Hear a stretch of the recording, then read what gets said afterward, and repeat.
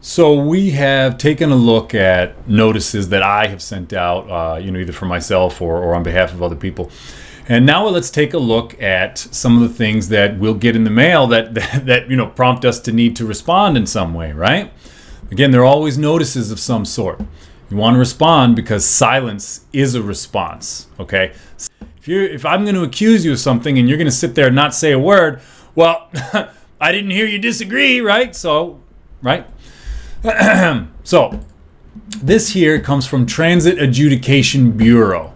Now, it doesn't matter that this is my situation with this particular entity. You or someone you love may get something from some other entity.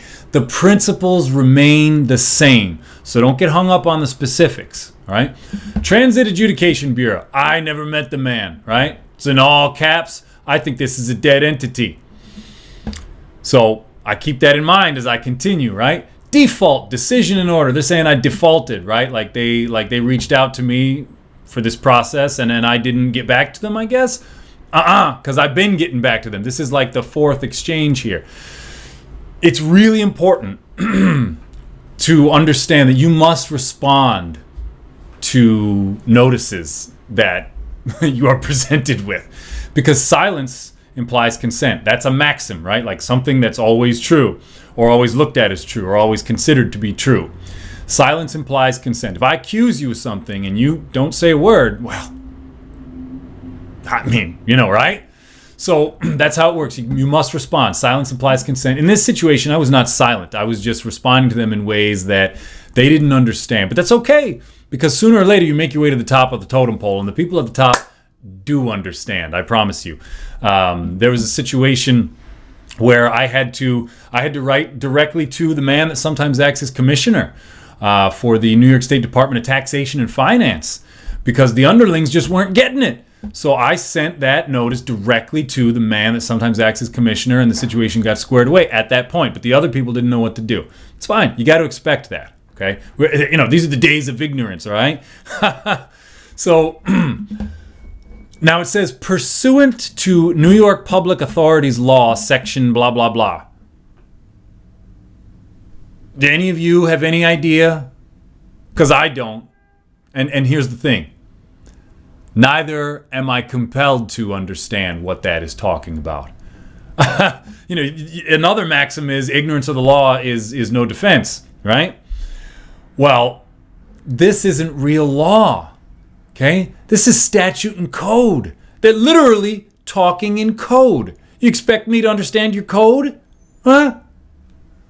You don't have to. I don't know nothing about that. You think I commented on that or referenced that or brought up the Constitution or, cited another section of another New York public authority? No, I don't know nothing about that. That's y'all jam, okay? I'm going common law. So I went looking for the man who claimed that I owe them a debt, right?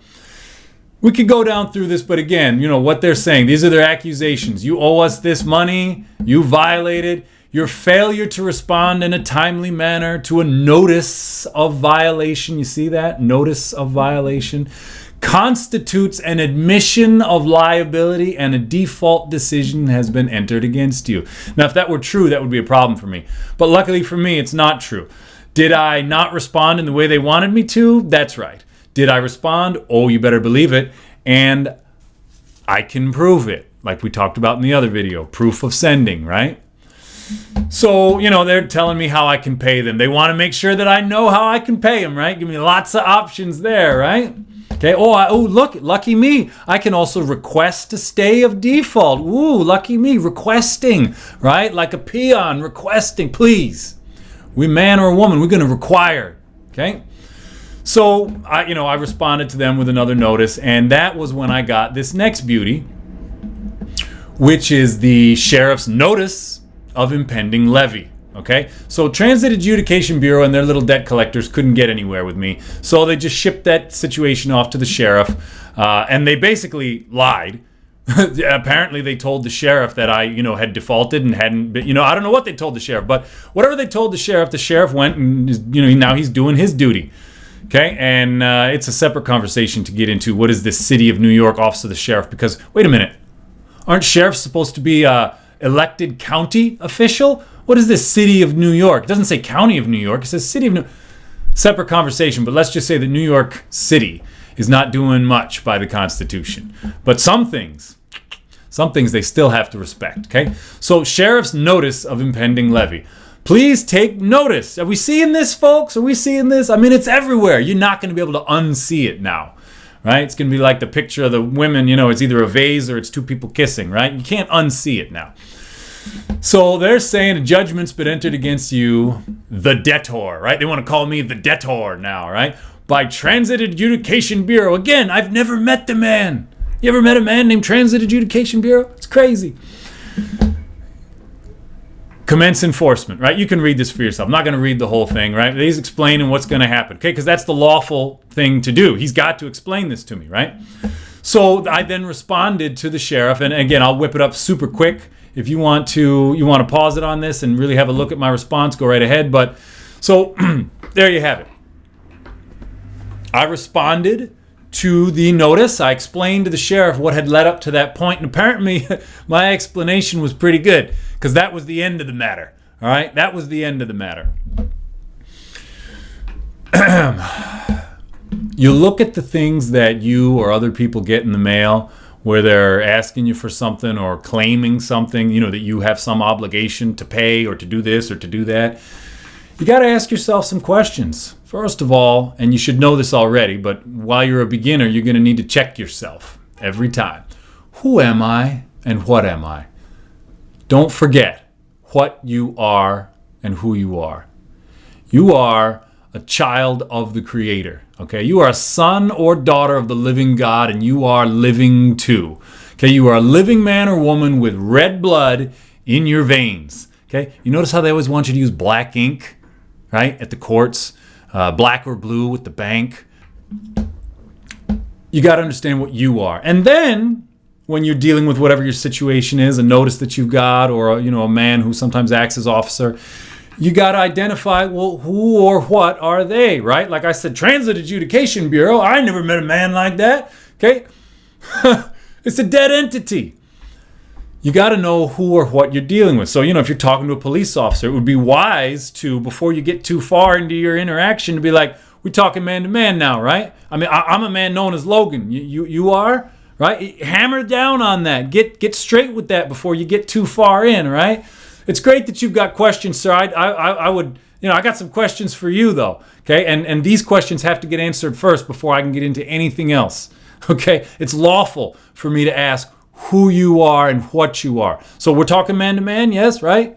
Oh, no? Well, I don't really want to talk. Officer such and such, I guess that's a title. I'm not really interested in having a conversation with you, officer such and such. But look, I'm not going to be belligerent. Okay? If you're ordering me to sit here and converse with you, I will follow that order. You ain't got to hit me with your gun or cuff me or stand on my neck or nothing like that. You just give me an order, baby. I'll follow it. I'm going to charge you for it, right? I charge a certain amount per order. Yeah. Okay? So now let's have a look at the next one, okay?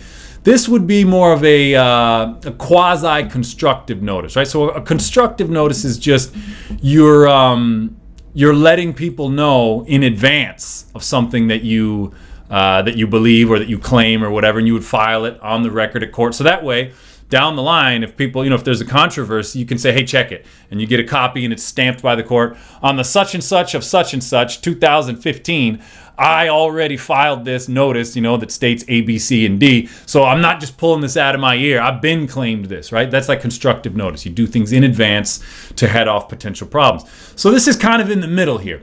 This, I printed this up much, much smaller. It fit on a little card, but I blew it up here so you can actually read it. And you'll see, real simple, notice, I'm a private person, right? So I'm declaring my status, right? All right? I'm not no artificial person, all caps, first name, last name, social security number, residence, blah, blah, blah. Nope. I'm a private person known as Logan. I'm traveling in private capacity, right? I'm not truck driving for Kohl's or Walmart or whatever. Nope. Because now, right now I'm a driver, right? An employee, right? No, in my situation, I'm traveling in private capacity. I'm not subject to, nor do I consent to, any statute or code, right? So that's all your fun little traffic laws, don't turn right while the light is red and on a Wednesday or whatever. I don't know nothing about that. I just know how to not harm people. See? If an order is given, the order will be carried out. So there ain't no need to fight. They ain't no need for you to arrest me or clobber me or pepper spray. Nope. If an order is given, the order will be carried out at the rate, here's my rate, full disclosure, of $300 per order, plus $1 per minute of time spent carrying out the order. When that order's filled, you're going to pay that, right? Otherwise, you wrong. You see how this works? This is lawful, honorable stuff, man. It might sound crazy, and I'm making it sound a little bit simpler than it is, but yeah, this is real, okay? Without a verified claim made by another man or woman, no person has the authority to detain a private person. You can't just say, oh, you know what, you look dangerous, I'm going to take you in. Nah. We got to have a claim. You need to have a living man or woman that's willing to swear under oath. Yeah, I saw him hit her over the head with the golf club. And now again, I'm declaring, I will make remedy to any man or woman who makes a verified claim. Okay, you ain't get to do nothing to me. I'm going to be honorable, start to finish. If any man or woman violates my rights, however, I will make a verified claim of trespass in a court of record. You've been warned, right? Boom, nice and simple. So I can show this to a man acting as an officer and just make it really clear from the outset how things are going to go. I ain't mad at him. I ain't going to yell at him and tell him he's a piece of this or piece of that. No, man, listen, I'm a man and you're a man. Here's my situ, there's your situ. Let's sort it out nice and simple, right? You want me to follow an order? I'm going to charge you for the order. You don't? I'm going to be about my business. Simple stuff, folks. Got to learn this stuff, right? We're going to break it off right here.